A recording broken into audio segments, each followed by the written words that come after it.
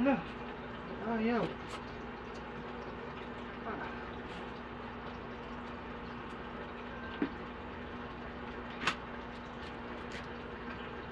Hindi ko pwedeng gawin yun.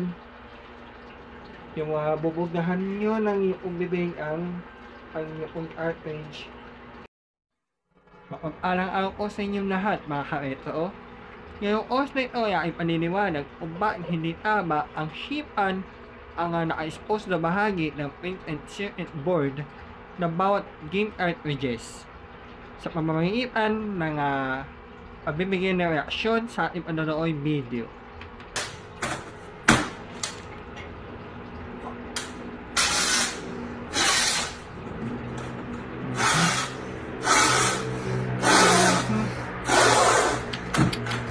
Tama yung ginagawa ni Kuya.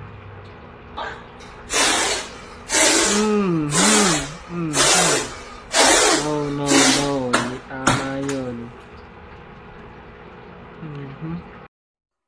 Sa video na ating pinicture yung oras na ito, ay na may paniniwanag kung bakit gano'n na lamang ang reaksyon at no ang aking naobserbang EO. Una, ang sobrang pag-ihip sa na-expose na bahagi ng print and circuit board sa ink cartridge na kanyang hawak. Ito ang sinasabi kong print and circuit board ng game cartridge na inyo po nakikita. Ito yung naka-expose na bahagi wherein yung kanyang hinihipan na matindi kapag ang moisture or yung since malakas ang kanyang pagkakabuga or pagkakahihip ay posibleng mayroong saliva o laway na nakakontaminate sa hangin. Once yung moisture ay nagkalat dito sa bahagi ng printed circuit board, ay lalong magiging komplikado ang magiging problema. Imbis na ang ink cartridge sa kanyang hawak ay mag-function, ay makalalo ang ikasira nito. Ikalawa, ang pabalasag na pandagay na cartridge slot na console na kanyang gamit. Ito ay maaaring ikahantong sa pagkakaroon ng crack sa motherboard na console na kanyang gamit. Once na ang motherboard ay nagkaroon ng crack or anumang klase ng problema, ito ay hindi na gagana pa.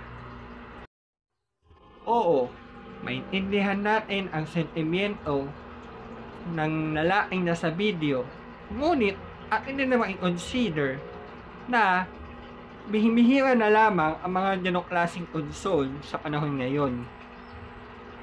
At isa pa, atin din i-consider ang halaga ng bawat console at magkano ang repair nito.